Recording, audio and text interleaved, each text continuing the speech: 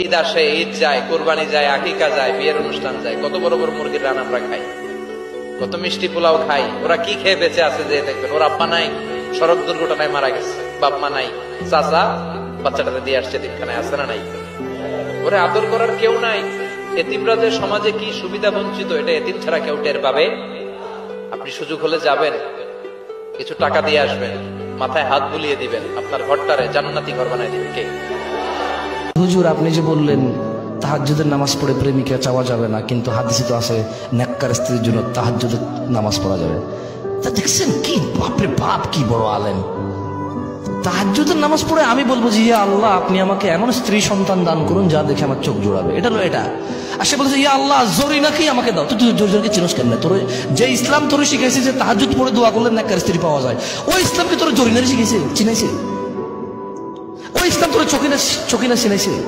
ওই ইসলাম জানলে তো জরিনা চকিনা চিনারই কথা না। হাদিস সেদিন আমরা জানলাম, সেটা হলো যখন মানুষ ঘুমায় তখন শয়তান চলে আসে কাছে, মানে সবার সাথে একটা করে শয়তান আছে, ওই শয়তান চলে আসে, ওর নাম হচ্ছে কারিন, ওর নাম হচ্ছে কারিন, যেটা কোরআনে আছে। সে এসে এই যে আমাদের গর্দান আছে, এই গর্দানের মধ্যে তিনটা গিট দেয় এবং প্রতিটা গিটের সাথে সে বলে তোমার সামনে দীর্ঘ রাত, তুমি ঘুমাও, তোমার সামনে দীর্ঘ রাত, তুমি ঘুমাও, তোমার সামনে দীর্ঘ রাত, তুমি ঘুমাও, আরামে ঘুমাও।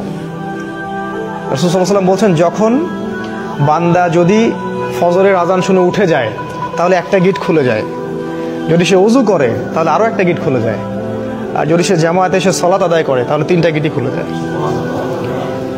আর যদি এই তিনটা কাজ আমরা না করি, সকাল 8টা 9টা 10টায় উঠি, তাহলে তিনটা গিট নিয়েই সকাল করবে সে। তাহলে চিন্তা করেন তার সারা দিনটা কেমন যাবে।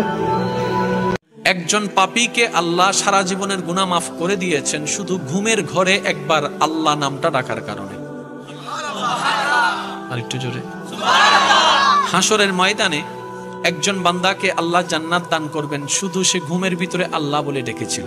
তো ফেরেশতা জিজ্ঞেস করবে ইয়া রাব্বে কারীম, সে তো যে আমলটার কারণে তুমি তাকে জান্নাত দিচ্ছ, এত গুনার উপর ভারী করে যে নেক আমলটাকে বানিয়েছো তুমি, আল্লাহ সেই আমলটা হচ্ছে তোমার নাম ডেকেছে, আর তোমার নামটা তো সে স্ব ইচ্ছায় ডাকেনি, ঘুমের মধ্যে ডেকেছে, ঘুমের মধ্যে ডেকেছে, ঘুমের ঘরে ডেকেছে। রব বলে যেভাবেই ডাকো নাম তো আমারটাই ডেকেছে, যেভাবে ডাকুক নাম তো আমারটাই ডেকেছে, নাম তো আমারটাই ডেকেছে, আর আমি তার ওই নামটা টাকাকে কবুল করেছি। ও ফেরেশতা, এক পাল্লায় সেই নামটার ওজন রাখো, আরেক পাল্লা তার সারা জীবনের গুনাহকে রাখো। সেই দিন হাসরের ময়দানে ওই একটা নাম ডাকাটাই ভারী হয়ে যাবে। সুবহানাল্লাহ। আমরা নিজের চোখে নিজের বড় মনে করি, এরকম ডাকাইত আছে না নাই? নিজেরাই নিজে মনে করে কত বড় সাহেব, লাট সাহেব।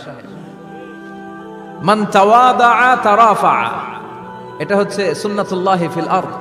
মান তাওয়াদাআ তারাফা, যে নিচে নেমে থাকতে চায় আল্লাহ ওরে টেনে উপরে উঠায়, আর যে খালি উঠতে চায়, হিংসা করে অহংকার করে উপরে ঠেলতে চায়, ওরে নিচে নামায় দেয় কে?